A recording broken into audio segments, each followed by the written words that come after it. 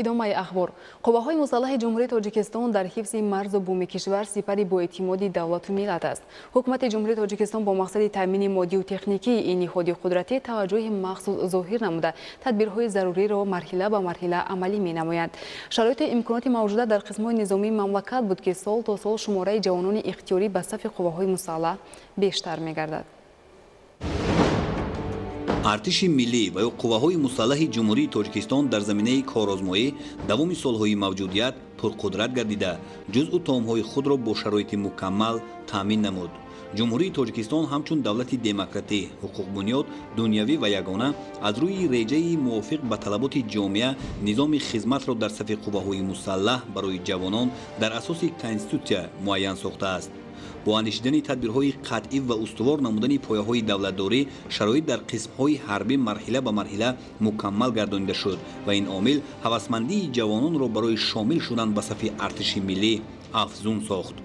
имрӯз қисмҳои низомӣ ва дигар ҷузъу таомҳои артиши миллии ҷумҳурии Тоҷикистон бо техникаву таҷҳизот, хоса тӯбҳои қутрашон гуногун, техникаҳои вазнини зирехпӯши ҷангӣ, артиллерияҳои худгард, мошинҳои мухталифи боркашу нақлиётӣ, мошинҳои махсуси зирехдори замонавӣ, силоҳу муҳимоти ҳозиразамони ҳарбӣ, аслиҳаи гуногуни сабуки ҷангӣ, танку дигар лавозимоти муосири низомӣ, инчунин шароити мукаммали буду боши аскарону афсарон муҳайё мебошад ва дар сафи қувваҳои муссалаҳ ҷавонони аз ҷиҳати ҷисмонӣ обутобёфта, зираку чолок, ватандӯст, меҳанпараст ва худшиносу худогаҳ сарбаландона адои хизмат менамоянд. дар ҳама давру замон тараққиёт ва рушду нумӯи давлату миллат аз тинҷиву осудагӣ сарчашма мегирад ва таъмин будани сулҳу суботи сартосарӣ дар қаламрави як мамлакат маҳз аз иқтидору тавоноии артиши он вобаста мебошад. қудрату тавоноии артиш албатта аз ҳисси масъулияти шаҳрвандони худшиносу худогаҳ ва миллатдӯсту меҳанпараст вобастагӣ дорад. дар сохтори қувваҳои муссалаҳ аз қабили қушунҳои хушкигард, қушунҳои ҳарбиҳавоӣ ва мудофиаи зиддиҳавоӣ, қушунҳои зудамал, қушунҳои сарҳадӣ, қушунҳои дохилӣ, гвардияи миллӣ ва дигар сохторҳои низомӣ иқтидори комил мавҷуд мебошад. таи солҳои соҳибистиқлолии мамлакат ҳазорҳо нафар ҷавонони бонангу ори ватан дар сафи қувваҳои муссалаҳ хизмат намуда аз мактаби далериву шуҷоат гузаштаанд.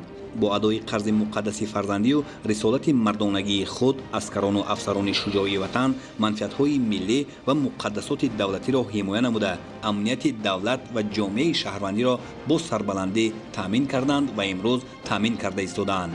дар шароити кунунии ҳассос тамоми хизматчиёни ҳарбӣ ва дигар кормандони мақомоти ҳифзи ҳуқуқи кишвар шурӯъ аз сарбози қаторӣ то афсарони баландрутба вазифаи ҷонии хешро бо равона сохтани донишу таҷриба ва малакаву маҳорати баланди касбӣ сарбаландона иҷро намуда ҳимояи дастовардҳои даврони истиқлолро қарзи шаҳрвандӣ ва фарзандии худ интихоб намуданд. дар баробари мардон имрӯз занону бонувон низ бо далериву шуҷоат матонату иродаи устувор дар сафи қувваҳои муссалаҳи мамлакат сарбаландона хизмат менамоянд.